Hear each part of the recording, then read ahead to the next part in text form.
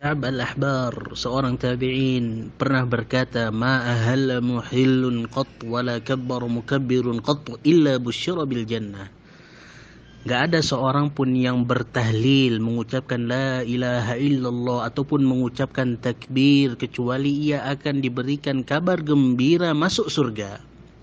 Maka dari itu disyariatkan di 10 hari-hari pertama di bulan Dzulhijjah memperbanyak takbir, memperbanyak tahlil, memperbanyak tahmid.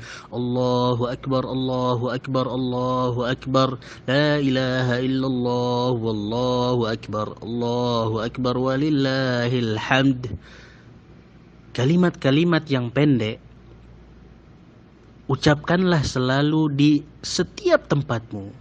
Ketika engkau bersama dengan HP-mu, ketika engkau sedang di rumah, sedang di tempat kerja, sedang di dapur, sedang di kasur, ucapkanlah kalimat-kalimat tersebut karena kalimat ini merupakan syiar yang harus diagungkan, yang harus diucapkan oleh seorang muslim ketika di 10 hari pertama bulan Dzulhijjah. Nggak makan waktu yang banyak kok. Kalimat-kalimat tersebut merupakan kalimat yang dicintai oleh Allah Subhanahu wa taala.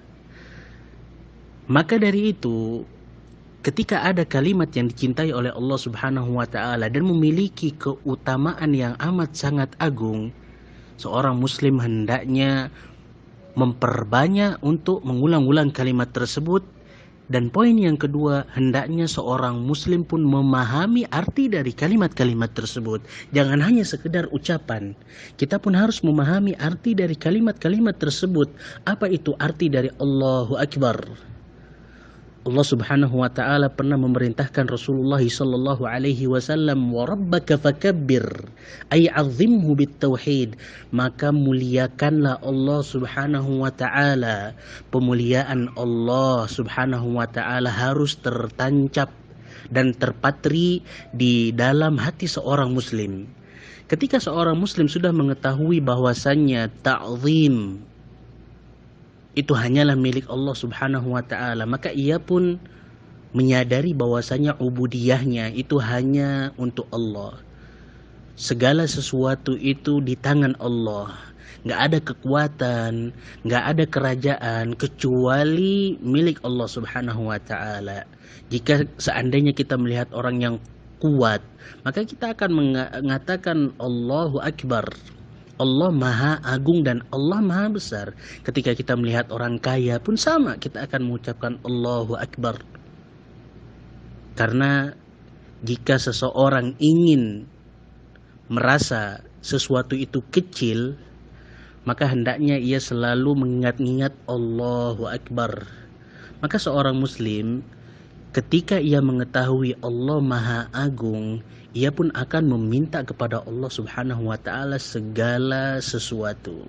Kemudian kalimat yang kedua, la ilaha illallah.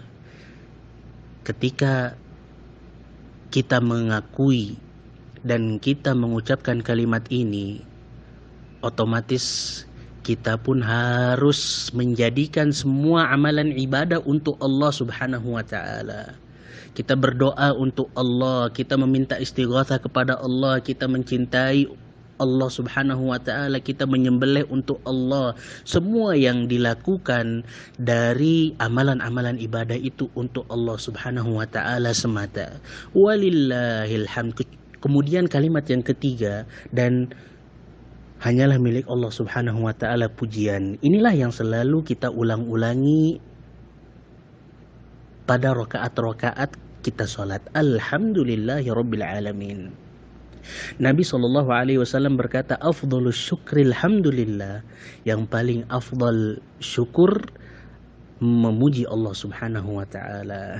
Kita sadari segala hal yang kita miliki itu murni dari Allah Subhanahu wa taala. Ketika arti ini tertancap betul-betul di dalam hati kita, maka insya Allah kita nggak akan sombong.